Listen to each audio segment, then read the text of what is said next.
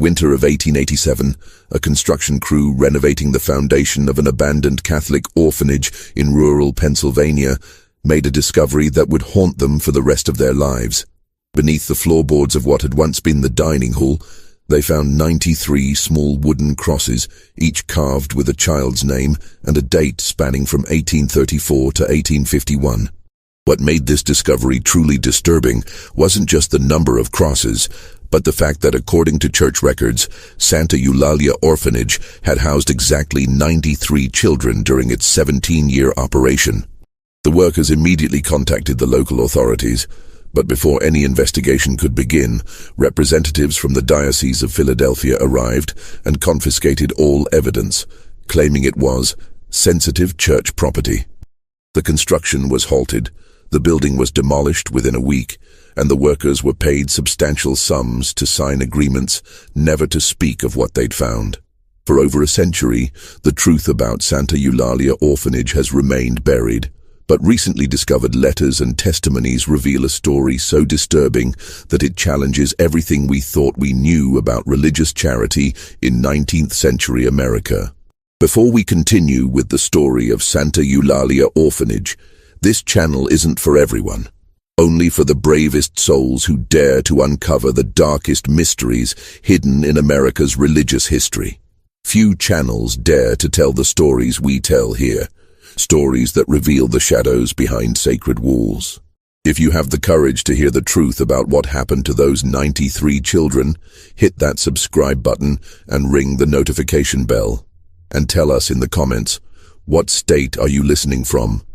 Are you brave enough to face the horrors that religious institutions have tried to keep buried for generations? The truth about Santa Eulalia begins in the small town of Millbrook, Pennsylvania, where the faithful believed they were witnessing God's work, but were actually funding something far more sinister. Millbrook, Pennsylvania, in the 1830s, was a town of barely 300 souls, nestled in the rolling hills of Lancaster County, where German immigrants had settled generations before. The community was predominantly Lutheran and Reformed, with a small but growing Catholic population that had arrived with the Irish railroad workers who'd stayed after the Pennsylvania Railroad pushed through in 1832. It was a place where everyone knew everyone, where church bells marked the rhythm of daily life, and where the sight of orphaned children begging on the streets had become an uncomfortable reminder of the industrial age's harsh realities.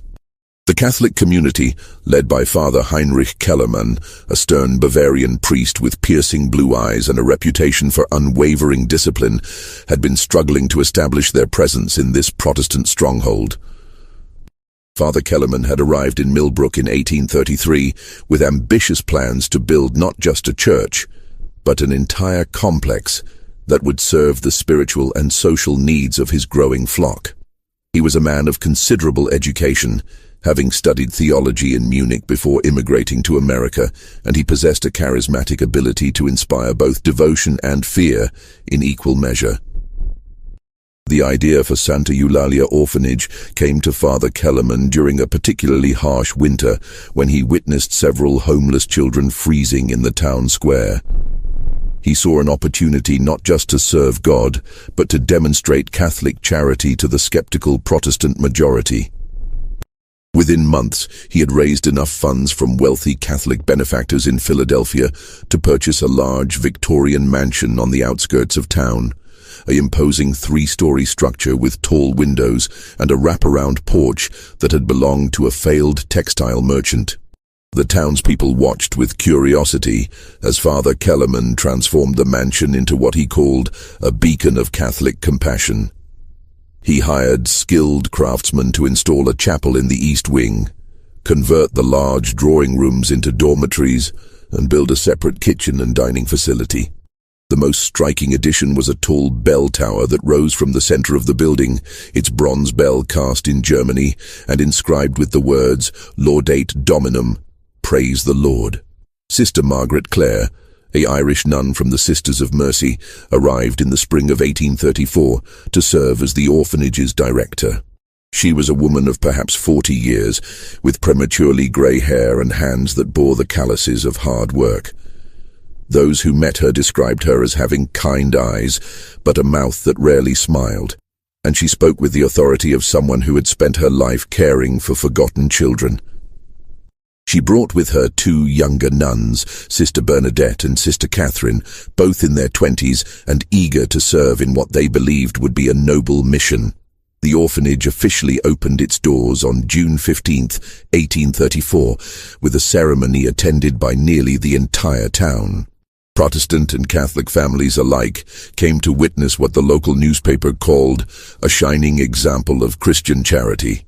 Father Kellerman delivered a passionate sermon about the sacred duty to care for the least among us, while Sister Margaret Clare stood silently beside him, her hands folded in prayer, her face a mask of serene determination.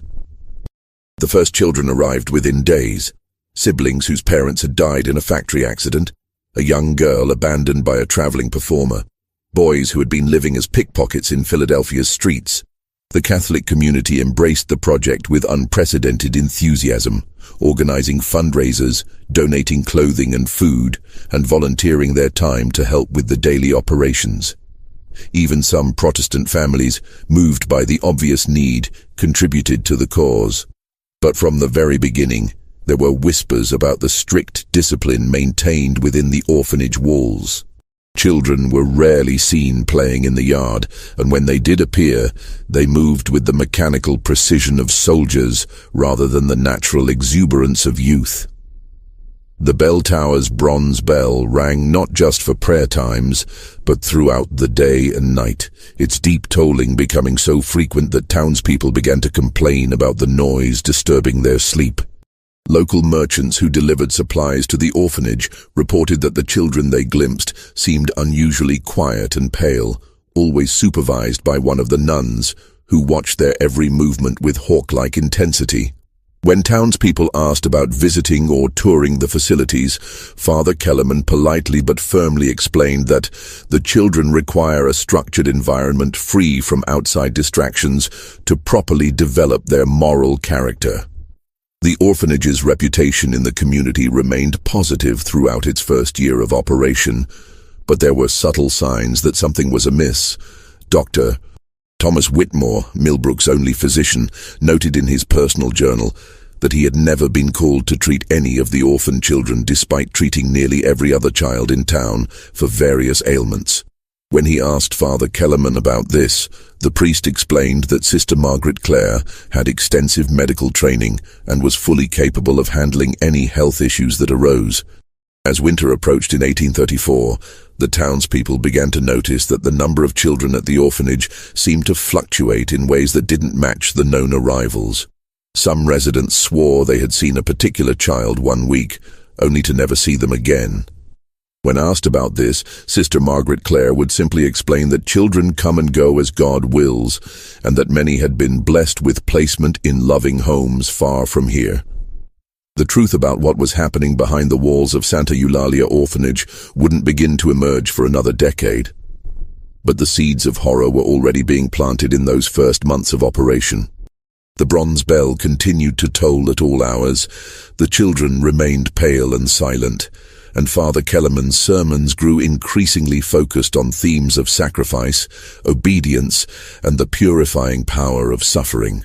What the townspeople didn't know was that Father Kellerman had brought more than just theological training from his time in Bavaria.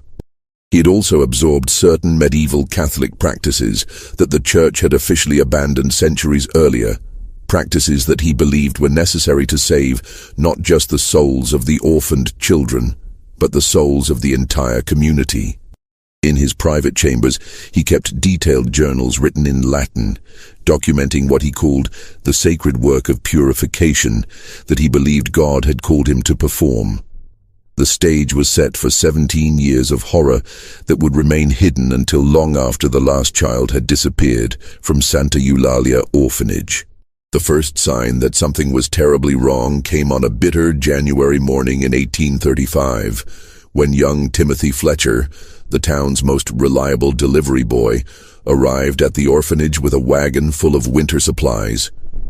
What he witnessed that day would haunt him for the rest of his life.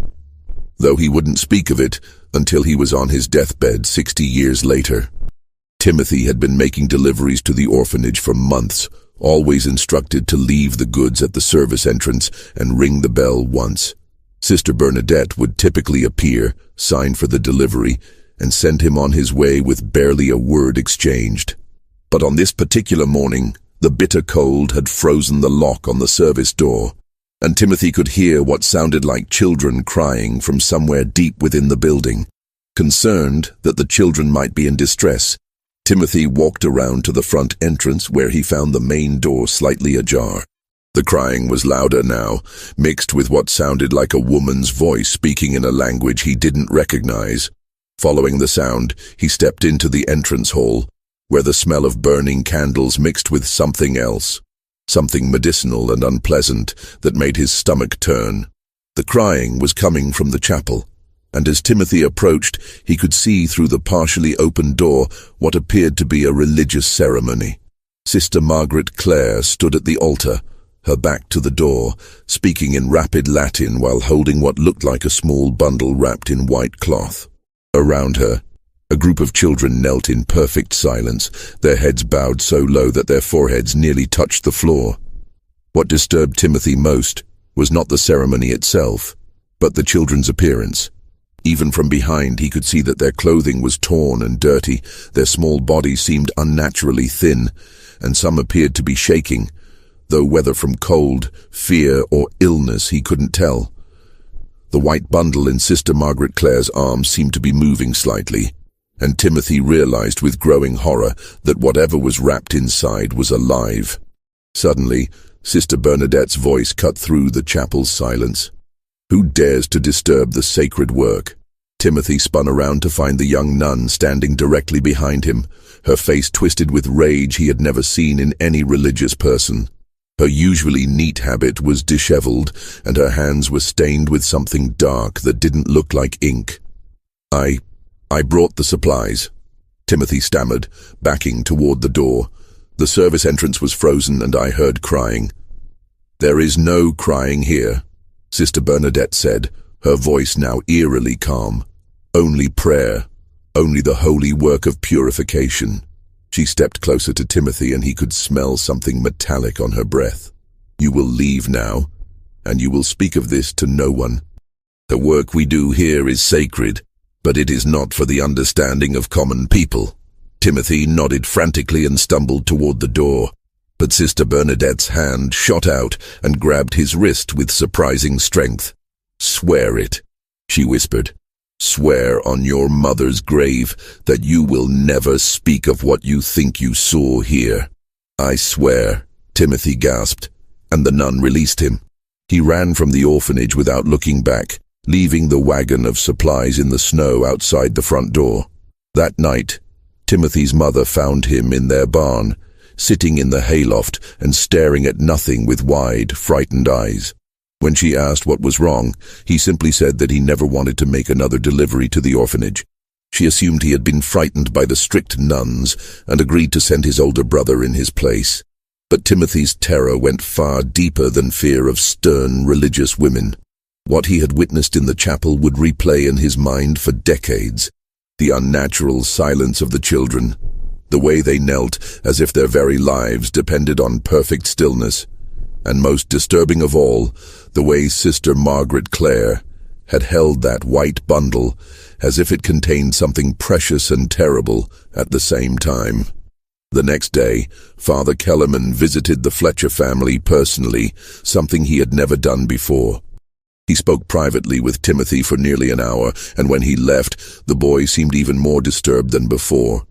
He began having nightmares that made him scream in the night, and he developed a stutter that wouldn't disappear for months. Mrs. Fletcher, a devout Lutheran, tried to comfort her son by reminding him that Catholics had different ways of worship, but Timothy would only shake his head and whisper, "It wasn't worship, Mama. It was something else." When pressed to explain what he meant, he would fall silent and refuse to say another word. The delivery to the orphanage was taken over by Timothy's brother Marcus, but even he began to report strange occurrences.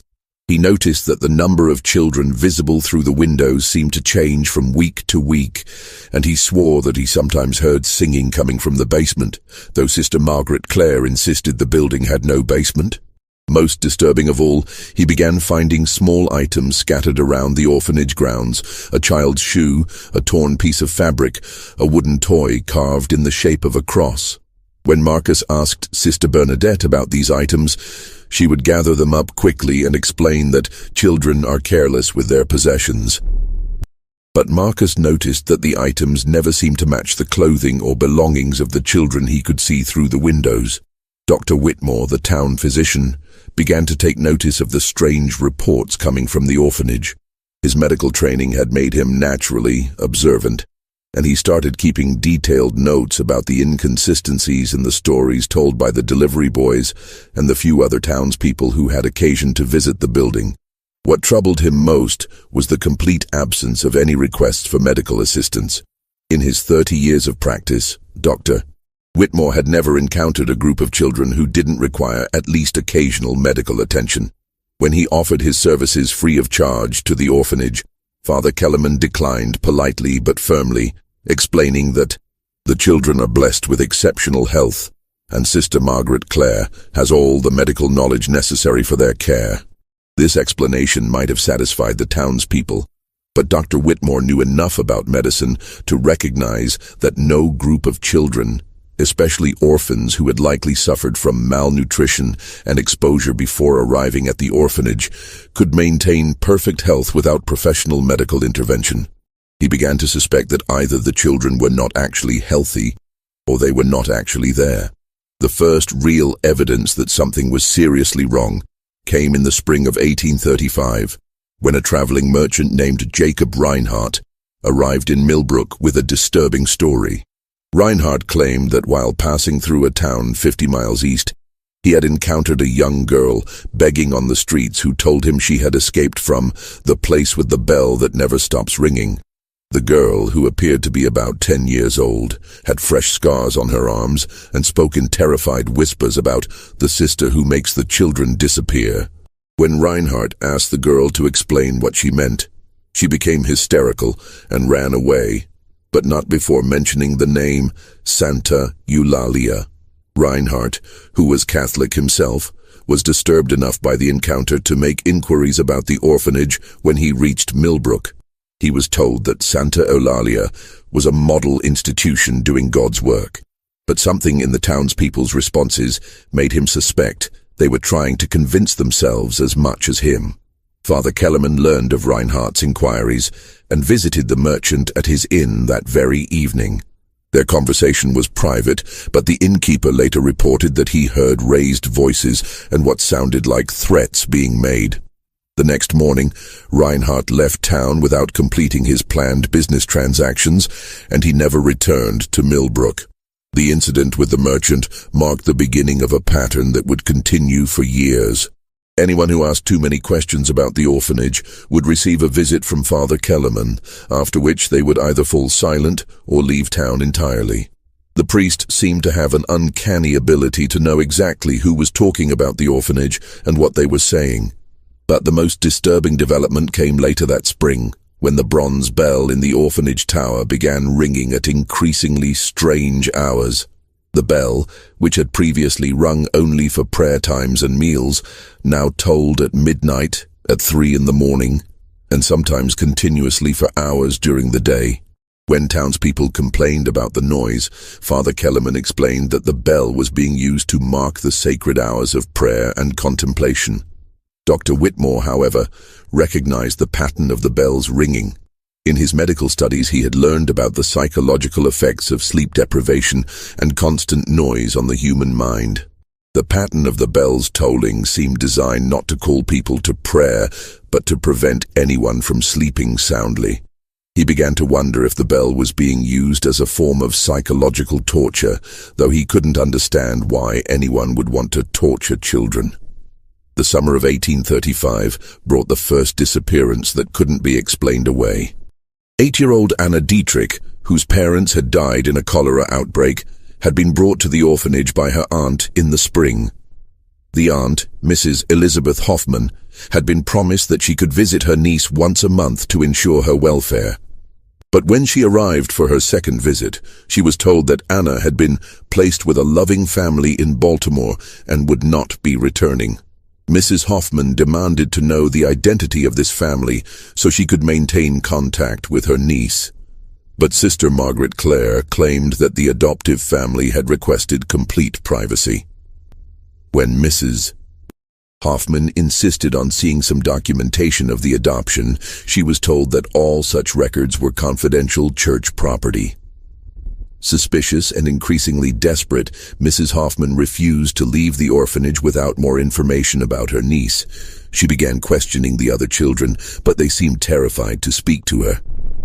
When she pressed them, they would only whisper that Anna had gone to the quiet place, and that they hoped they would never have to go there too. The confrontation escalated when Mrs. Hoffman demanded to search the entire building for her niece. Father Kellerman arrived and, in front of several witnesses, had her physically removed from the property by two men he claimed were protectors of the church. Mrs. Hoffman left Millbrook that day and never returned, but she spent the rest of her life writing letters to church authorities, demanding an investigation into what had happened to her niece. By the end of 1835, the pattern had become clear to anyone willing to see it. Children arrived at Santa Eulalia Orphanage. They were rarely seen or heard from again, and anyone who asked too many questions was either silenced or driven away. The bronze bell continued to toll at all hours. The children who could be glimpsed through the windows grew thinner and paler, and Father Kellerman's sermons became increasingly focused on themes of sacrifice, purification, and the need for absolute obedience to God's will. The townspeople wanted to believe that they were witnessing a great work of charity, but deep in their hearts, they were beginning to suspect that something far more sinister was happening behind the walls of Santa Eulalia Orphanage. The question was whether anyone would have the courage to discover the truth before it was too late for the 93 children who had entered those doors. The winter of 1835 brought changes to Santa Eulalia Orphanage that even the most willfully ignorant townspeople could no longer dismiss. The building itself seemed to take on a malevolent presence, its tall windows glowing with candlelight at all hours, while shadows moved behind the glass in patterns that suggested activities far more disturbing than simple prayer or study. Sister Catherine, the youngest of the three nuns, had begun to show signs of severe psychological distress. Those who encountered her during her increasingly rare trips to town noticed that she had developed a pronounced tremor in her hands and would flinch violently at sudden noises. Her once bright eyes had taken on a haunted quality, and she had lost so much weight that her habit hung loose on her frame like a burial shroud. Dr. Whitmore, whose medical curiosity had evolved into genuine concern, began documenting these changes in his private journal. He wrote, "Sister Catherine appears to be suffering from what I can only describe as a form of nervous exhaustion, typically seen in soldiers who have witnessed prolonged combat. The question that haunts me is, what war is being fought within the walls of that orphanage?" The answer came in fragments, whispered confessions from Sister Catherine during her few interactions with townspeople. To Mrs. Mary Patterson, the baker's wife, she muttered, "The children, they try to be so good, but it's never enough. It's never enough for her."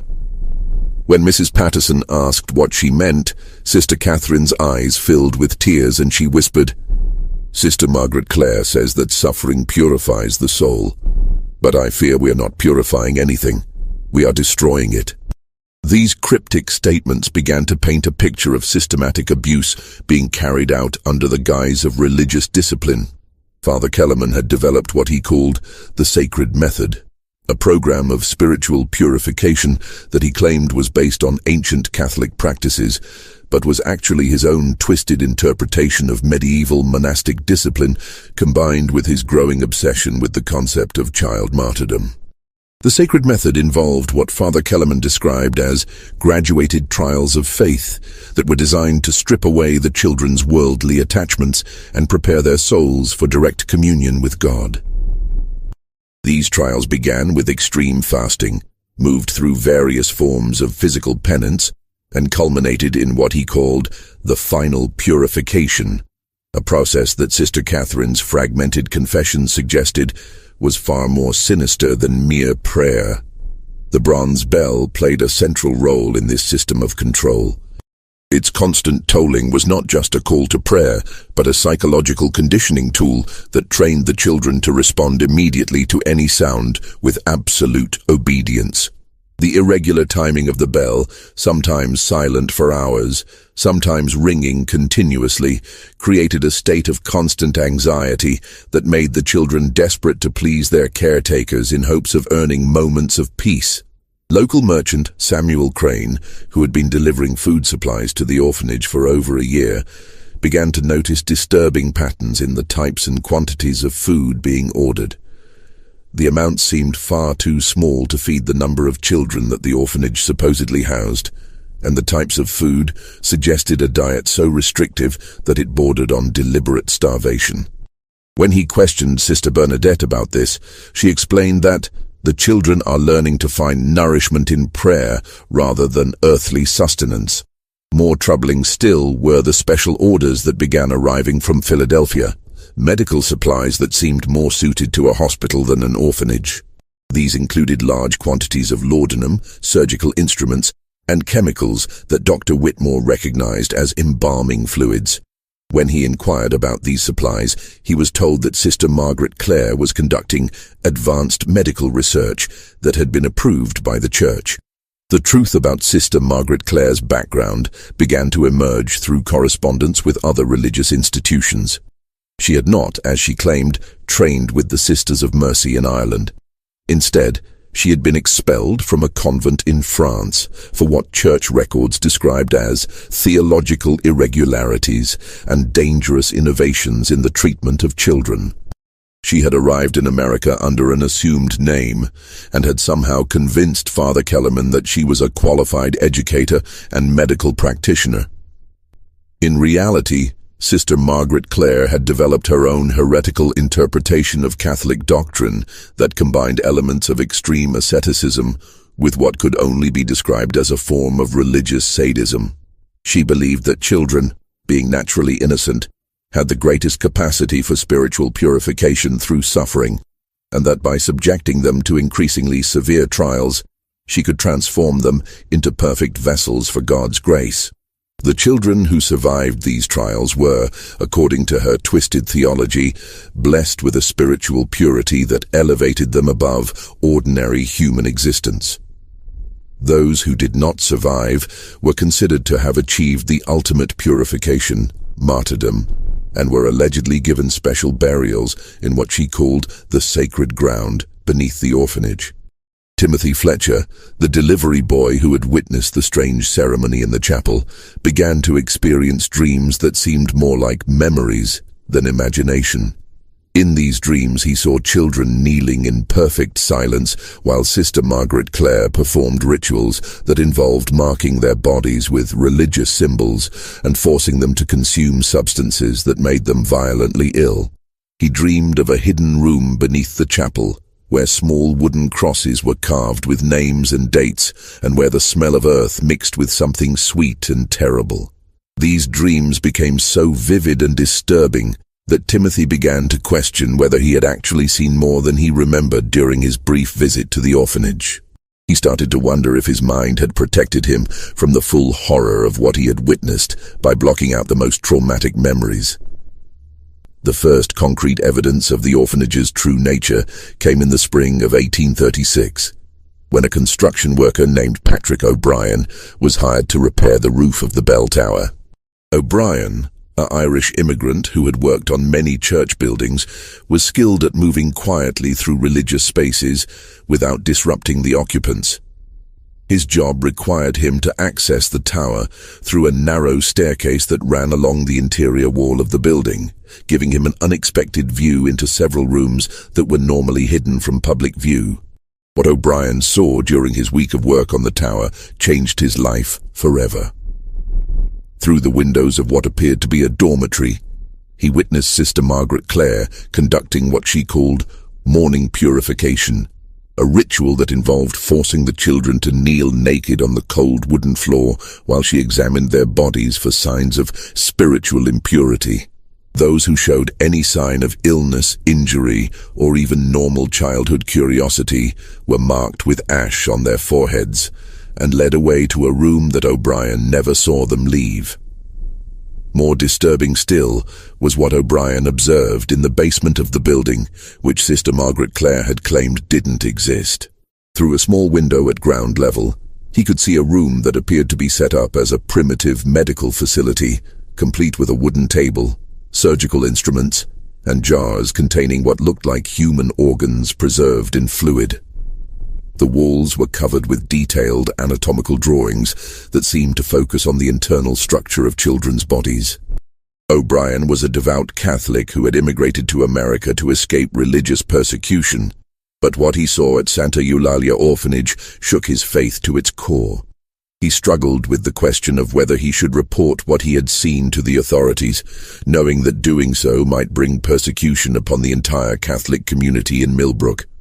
His decision was made for him when he witnessed what he later described as the most terrible thing a human being can see. On his final day of work, while adjusting the bell mechanism in the tower, he heard singing coming from the basement. Following the sound, he discovered a hidden entrance to the underground room and found Sister Margaret Clare conducting what she called the final purification on a young boy who couldn't have been more than 7 years old. The boy was lying on the wooden table, his small body marked with religious symbols that had been cut into his skin with surgical precision. He was conscious but appeared to be in a state of extreme euphoria, most likely from the laudanum that Sister Margaret Clare was administering to him through a cloth held over his nose. She was singing a Latin hymn while using her surgical instruments to remove what she described as the physical barriers to spiritual transcendence. O'Brien realized with growing horror that he was witnessing not a medical procedure, but a ritualistic murder being carried out in the name of religious purification.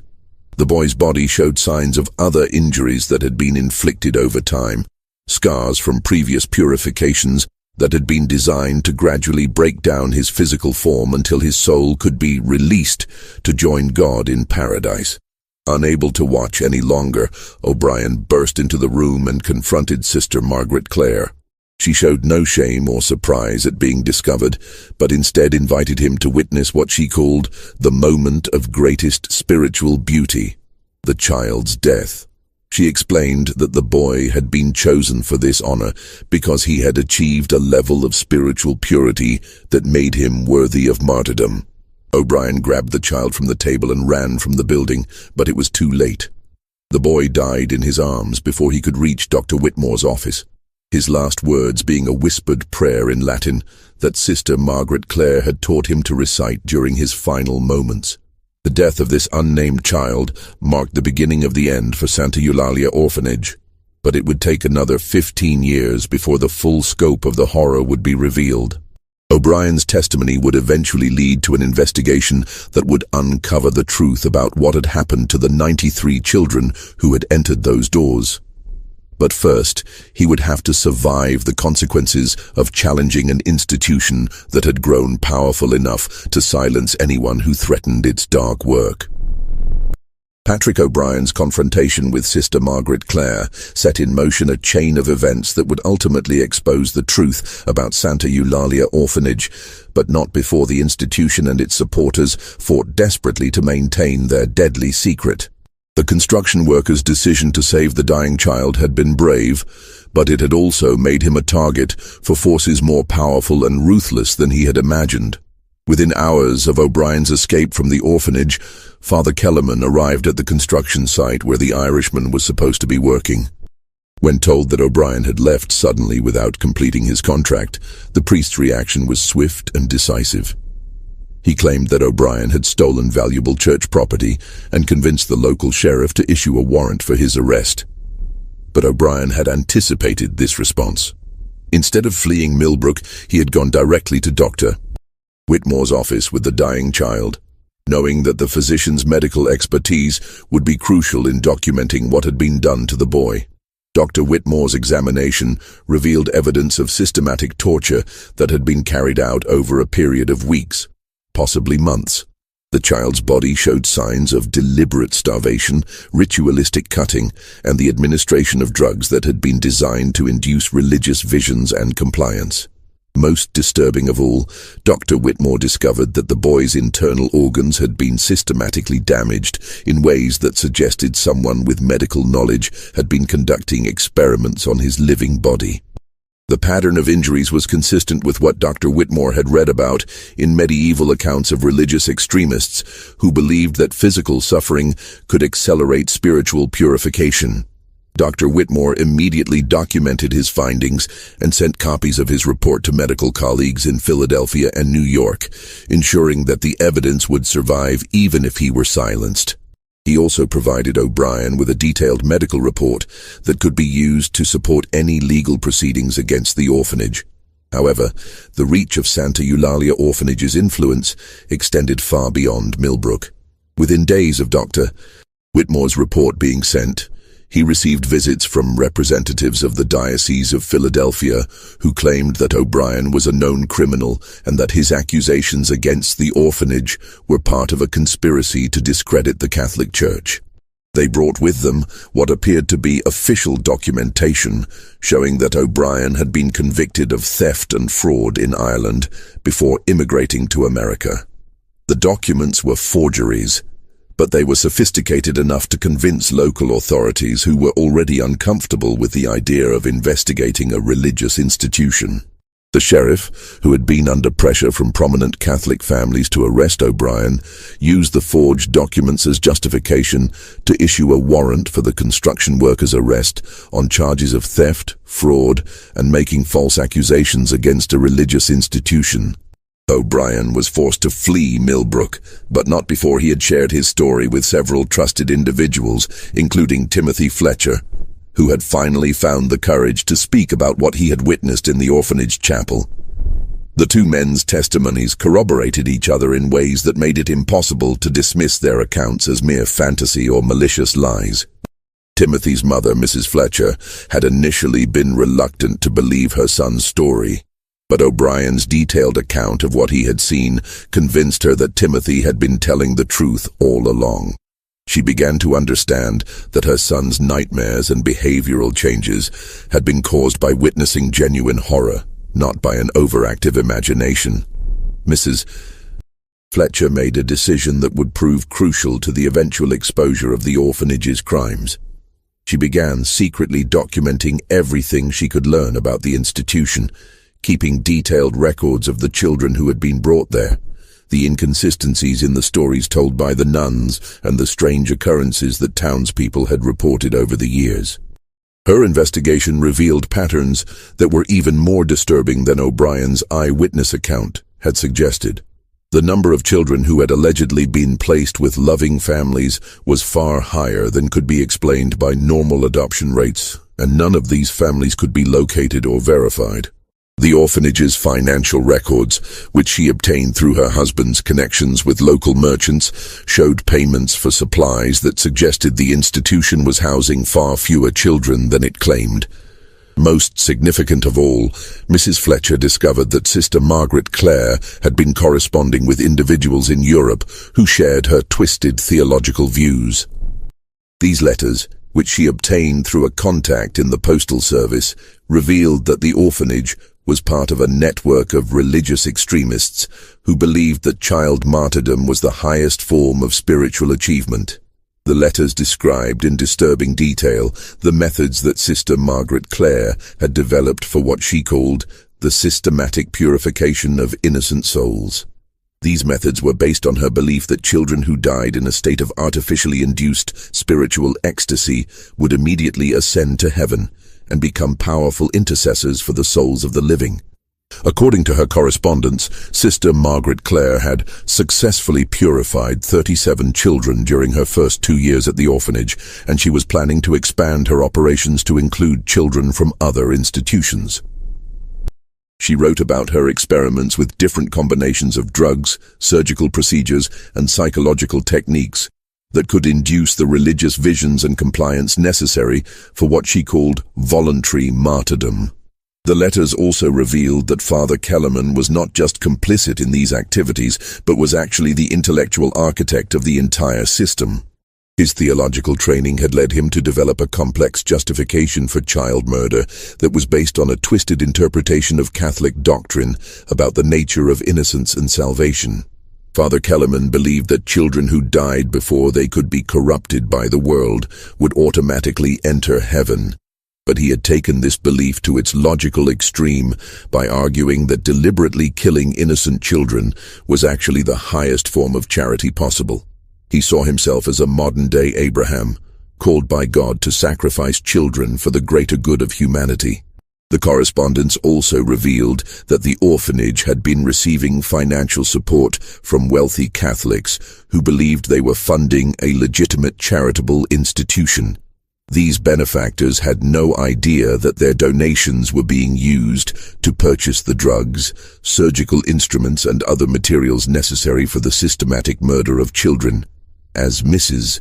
Fletcher's investigation progressed, she began to understand the full scope of the horror that had been taking place at Santa Eulalia Orphanage.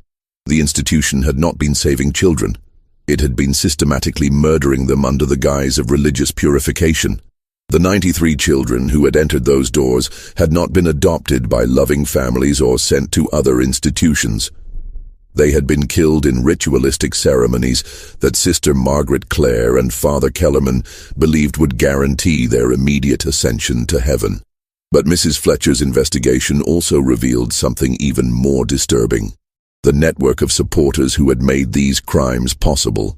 The orphanage had not operated in isolation, but as part of a broader conspiracy that included wealthy donors, corrupt church officials, and even some government authorities who had been bribed or threatened into silence. The evidence that Mrs. Fletcher had assembled was compelling, but she knew that presenting it to local authorities would be futile. The same forces that had driven O'Brien from town and discredited Dr. Whitmore's medical findings would simply destroy her evidence and silence her testimony. She needed to find a way to expose the truth that would be impossible to suppress or discredit.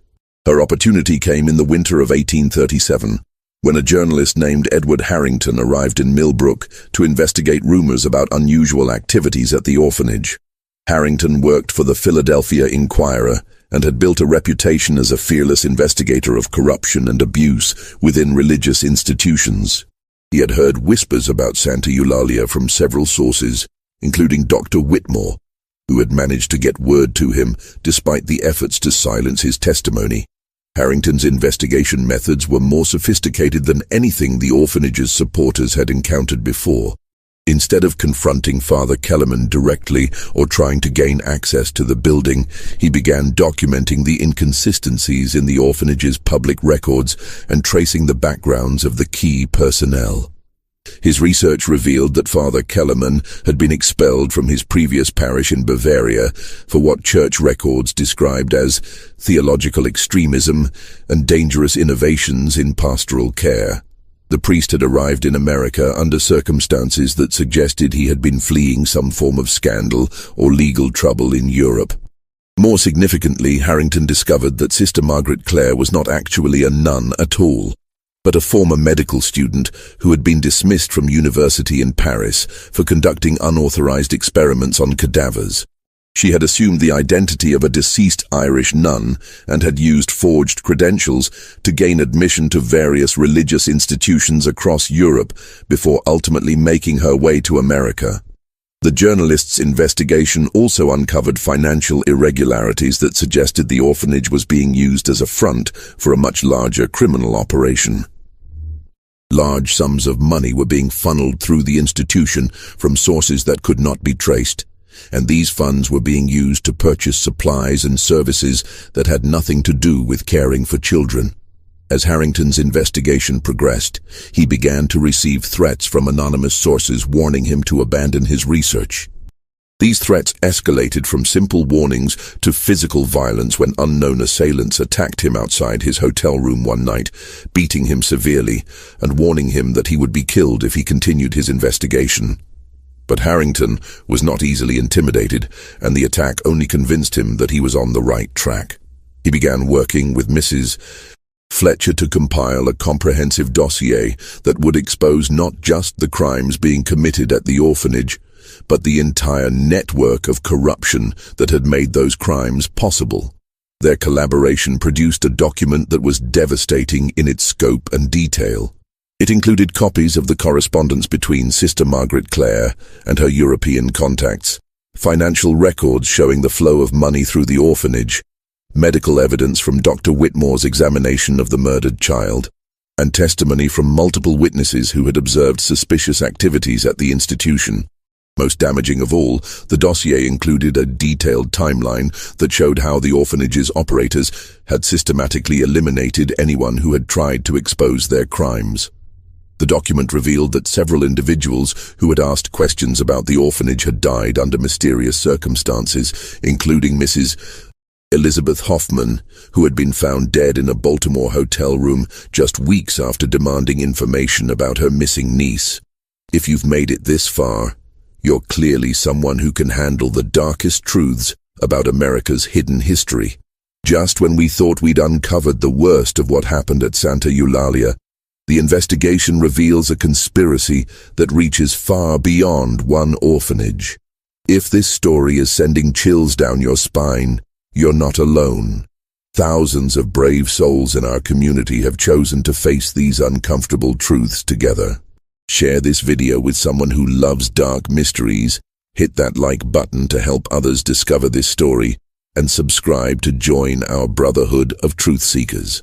Because what we're about to reveal next will challenge everything you thought you knew about religious institutions in 19th century America. The winter of 1838 brought the investigation to its climax when Harrington and Mrs. Fletcher obtained the evidence they needed to prove beyond any doubt that Santa Eulalia Orphanage was a site of systematic child murder.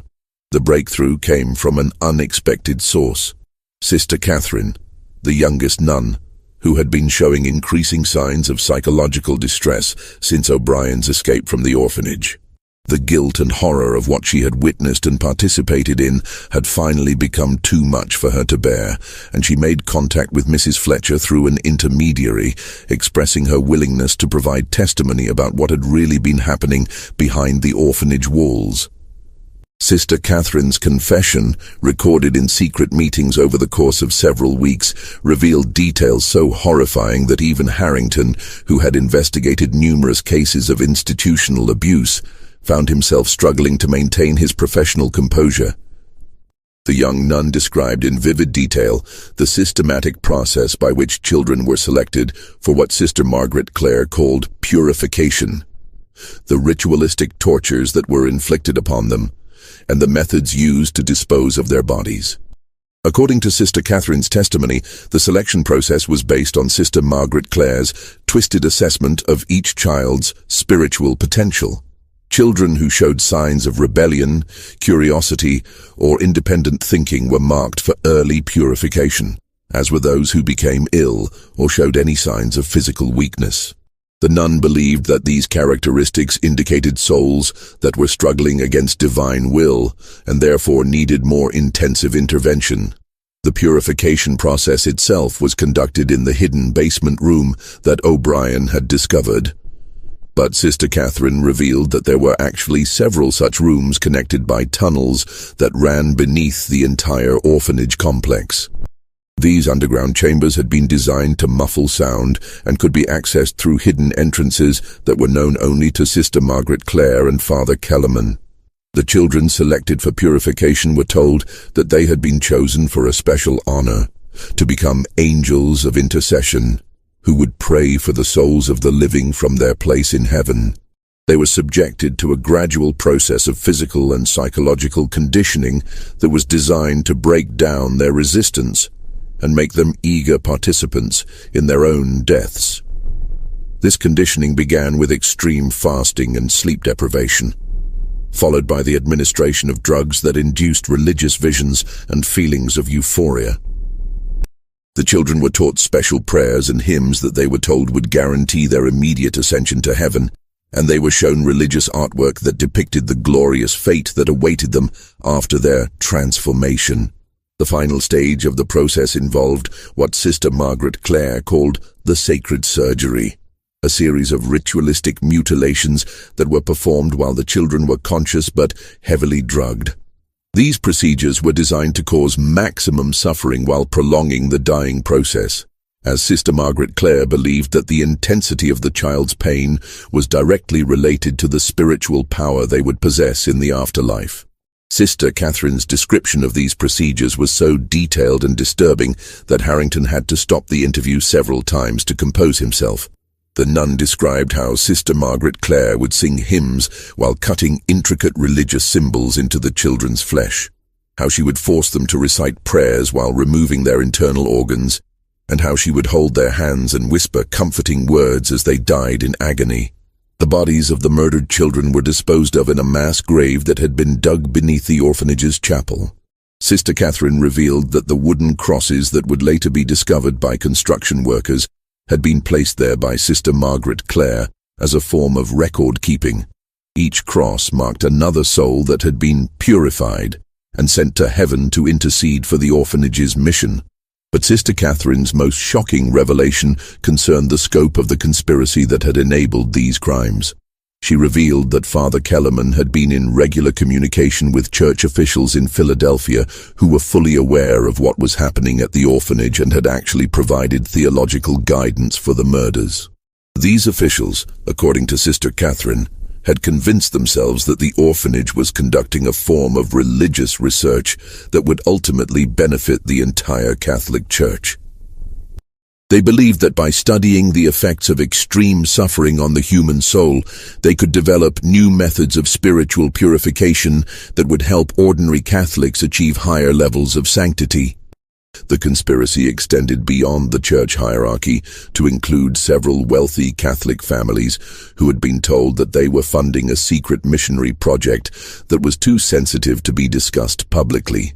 These families had provided the financial resources necessary to purchase the drugs, surgical instruments, and other materials used in the murders, believing that they were supporting the conversion of Native Americans or some other legitimate religious endeavor. Sister Catherine also revealed that the orphanage had been used as a training ground for individuals who would go on to establish similar institutions in other parts of the country. She described meetings where Sister Margaret Clare had taught her methods to visitors from other states, and she provided names and locations that suggested a network of such institutions might already be operating throughout America. The implications of Sister Catherine's testimony were staggering. If her information was accurate, Santa Eulalia Orphanage was not an isolated case of religious extremism, but part of a systematic program of child murder that was being carried out with the knowledge and support of powerful religious and secular authorities. Harrington knew that publishing Sister Catherine's testimony would require extraordinary precautions, as the forces arrayed against him were far more powerful and ruthless than he had initially realized. He began making arrangements to simultaneously release his story through multiple newspapers in different cities, ensuring that the truth could not be suppressed by threatening or bribing a single publisher. But as he prepared for publication, Harrington discovered that his investigation had attracted the attention of individuals who were willing to use any means necessary to protect the conspiracy. His hotel room was searched while he was out. His notes were stolen from a supposedly secure location, and he received increasingly specific threats that convinced him his life was in immediate danger. The situation reached a crisis point when Sister Catherine failed to appear for a scheduled meeting with Harrington and Mrs. Fletcher. When they went to the orphanage to check on her welfare, they were told that she had been transferred to another institution for medical treatment related to her psychological condition. In reality, Sister Catherine had been discovered by Father Kellerman and Sister Margaret Clare, who had realized that she was providing information to outside investigators. The young nun had been subjected to the same purification process that had been inflicted on the children, though her death had been made to look like suicide brought on by religious melancholy. The murder of Sister Catherine marked the point at which the conspiracy began to unravel. Her death had been too suspicious and too convenient to be explained away as natural causes, and it provided Harrington with the final piece of evidence he needed to demonstrate that the orphanage's operators were willing to kill anyone who threatened their operation. With Sister Catherine's testimony in hand and evidence of her murder to support his claims, Harrington was ready to publish his exposé.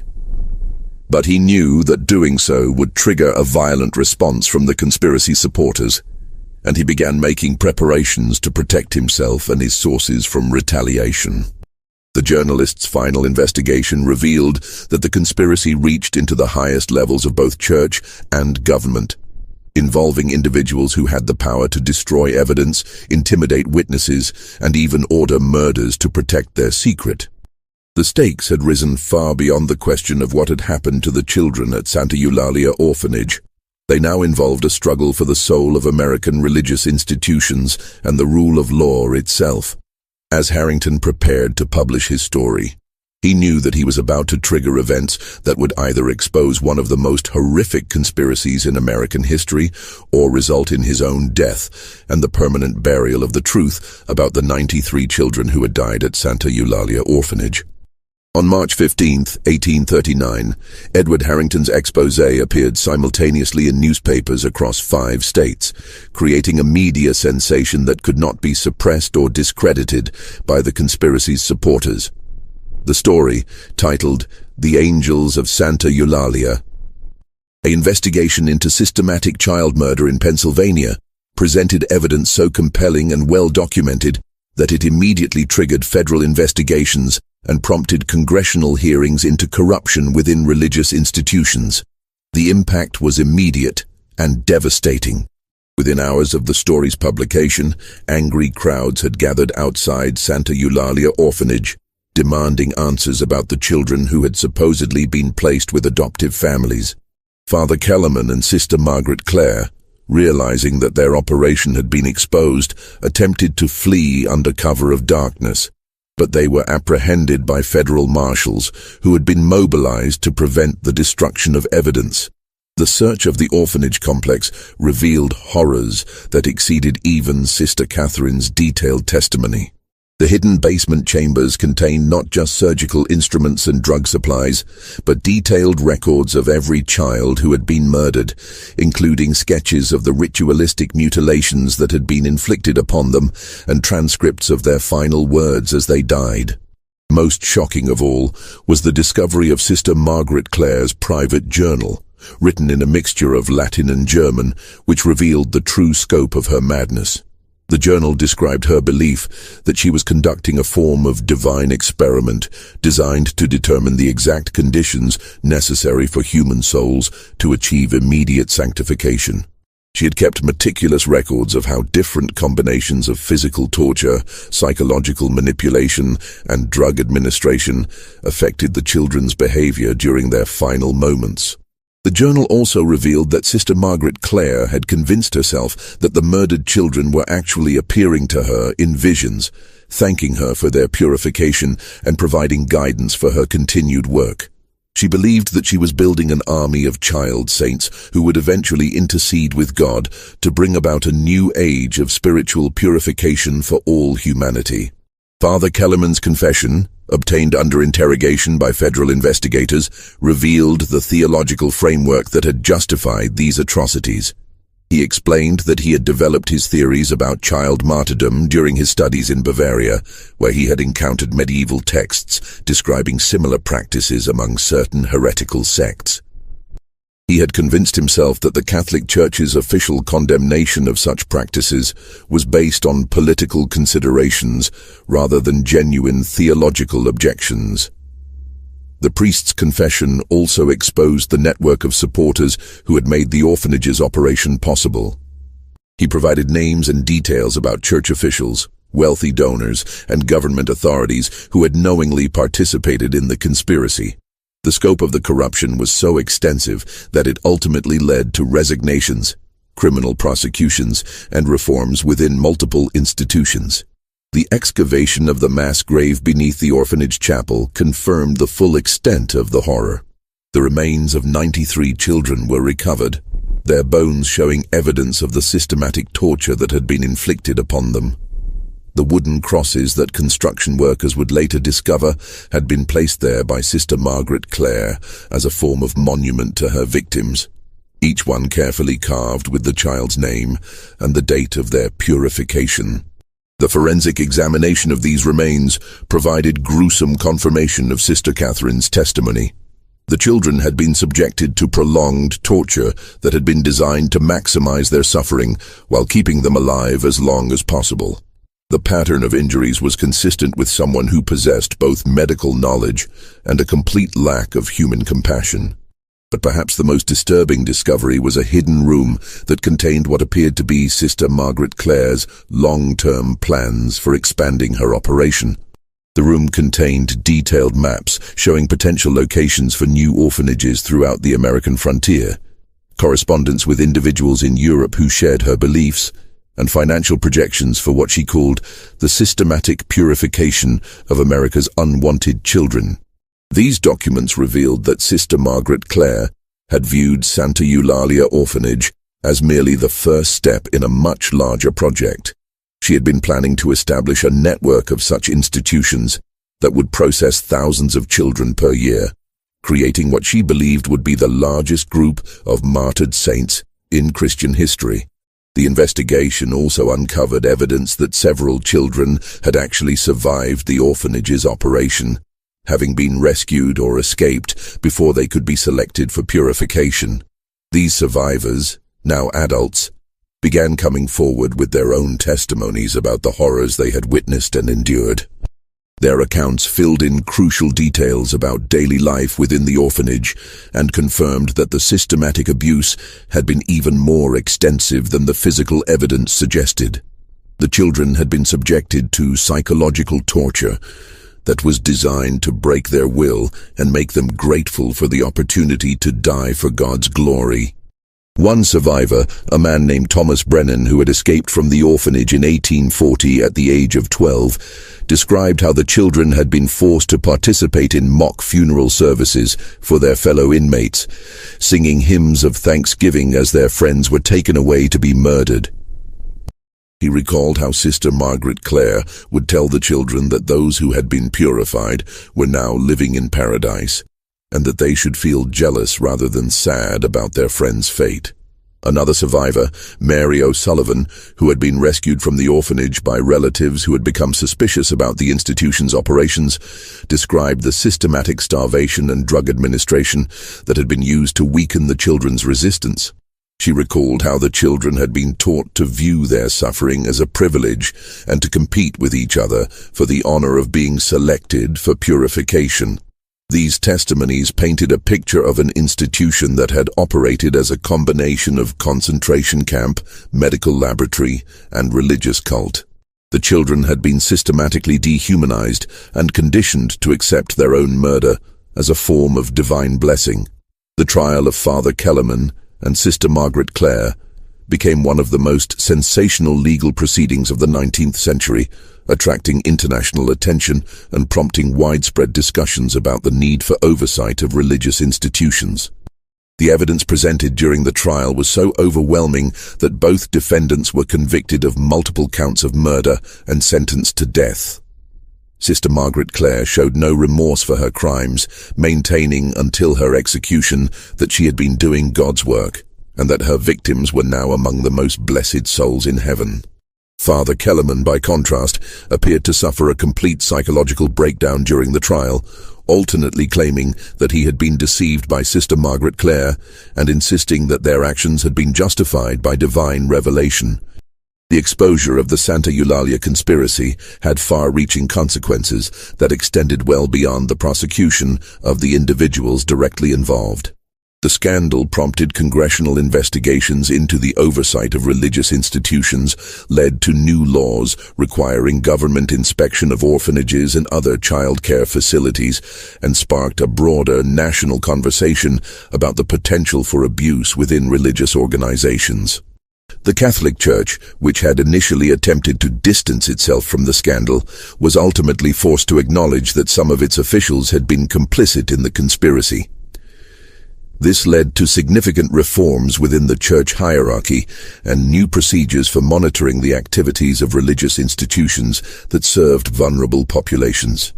The demolition of Santa Eulalia Orphanage in 1887, nearly 50 years after the exposure of its crimes, marked the final chapter in one of the most disturbing episodes in American religious history. The building had stood empty since 1839, too tainted by its history to serve any legitimate purpose, gradually deteriorating as nature reclaimed the site where 93 children had died in the name of religious purification. The discovery of the wooden crosses during the demolition process provided a haunting reminder of the individual lives that had been lost to Sister Margaret Clare's madness. Each cross represented not just a victim, but a child who had entered the orphanage with hopes for a better life, and had instead encountered systematic torture and murder carried out by those who claimed to represent God's love. The investigation that followed the scandal had revealed that the conspiracy extended far beyond the walls of the orphanage itself. 23 individuals were ultimately prosecuted for their roles in the operation, including church officials, wealthy donors, and government authorities who had either actively participated in the crimes or helped to cover them up. The trials generated thousands of pages of testimony that provided a comprehensive record of how institutional corruption and religious extremism had combined to create conditions that enabled mass murder. Dr. Whitmore, whose early suspicions had been vindicated by the investigation, spent his remaining years documenting the psychological and medical aspects of the case. His detailed analysis of the murders became a landmark study in criminal psychology and helped establish new standards for investigating crimes involving systematic abuse of children. Edward Harrington, the journalist whose investigation had exposed the conspiracy, went on to become one of America's most respected investigative reporters. He spent the rest of his career documenting corruption and abuse within powerful institutions, always mindful of the lesson he had learned at Santa Eulalia, that ordinary people's willingness to ignore uncomfortable truths can enable extraordinary evil. Mrs. Fletcher, whose determination to uncover the truth had been crucial to the investigation's success, became an advocate for child welfare reform. She worked with legislators to establish new oversight mechanisms for orphanages and other institutions serving children, ensuring that the safeguards necessary to prevent another Santa Eulalia would be built into the legal system. The survivors of the orphanage faced varying degrees of success in rebuilding their lives after their rescue. Some, like Thomas Brennan and Mary O'Sullivan, were able to overcome their traumatic experiences and lead productive lives, often becoming advocates for other abuse survivors. Others struggled for years with the psychological damage inflicted by their experiences, and several ultimately died by suicide, unable to escape the memories of what they had endured. The long-term impact of the Santa Eulalia scandal extended far beyond the individuals directly involved. The case prompted fundamental changes in how American society approached the oversight of religious institutions and the protection of vulnerable children. New laws required regular government inspection of orphanages, established mandatory reporting requirements for suspected abuse, and created legal mechanisms for removing children from dangerous situations. The scandal also had significant theological implications for American Christianity. The case forced religious leaders to confront the potential for their own beliefs to be twisted into justifications for evil, and it sparked important discussions about the balance between religious freedom and public safety. Perhaps most importantly, the exposure of the Santa Eulalia conspiracy demonstrated that even the most powerful institutions could be held accountable for their crimes if ordinary citizens were willing to seek the truth and demand justice. The investigation had succeeded not because of the efforts of any single individual, but because multiple people, from construction workers to doctors to journalists to concerned parents, had chosen to act on their suspicions rather than look the other way. The site where Santa Eulalia Orphanage once stood remained empty for decades after the building's demolition. Local residents avoided the area, claiming that it felt cursed or haunted, though whether this was due to genuine supernatural phenomena or simply the psychological impact of knowing what had happened there, remains a matter of debate. In 1934, nearly a century after the orphanage's crimes were exposed, the town of Millbrook erected a memorial on the site to honor the memory of the 93 children who had died there. The memorial consists of a simple granite stone engraved with the names of all the victims, surrounded by a small garden where visitors can leave flowers or say prayers. The inscription on the memorial reads, "In memory of 93 innocent souls whose lives were taken by those who claimed to serve God.